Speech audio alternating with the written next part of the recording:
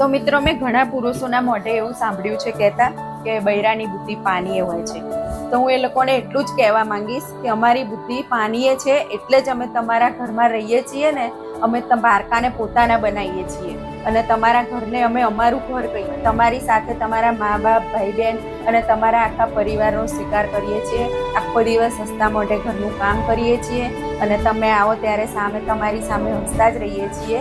અને અમારી બુદ્ધિ પાનીએ છે ને એટલે જ અમે કરીએ છીએ. પણ તમે જો એકવાર તમારી સાસરીમાં જાઓ અને 1 મહિનો નહીં, ખાલી અઠવાડિયું રહીને બતાવો અને અમારી જેમ જ આખો દિવસ કામ કરો અને અમારા મા બાપને તમે તમારા મા બાપ સમજો, અમારા ભાઈ બહેનને તમે તમારા સમજો અને ત્યાં તમને કોઈ 2 શબ્દ કહે ને તો હસતા મોઢે સાંભળો, ત્યારે ખબર પડે કે આ બૈરાની બુદ્ધિ પાનીએ છે ને એટલે જ બિચારા બૈરા આ બધું કરી શકે છે. તમે એકવાર કરીને બતાવો ને પછી જ કહેજો કે બૈરાની બુદ્ધિ પાનીએ હોય છે.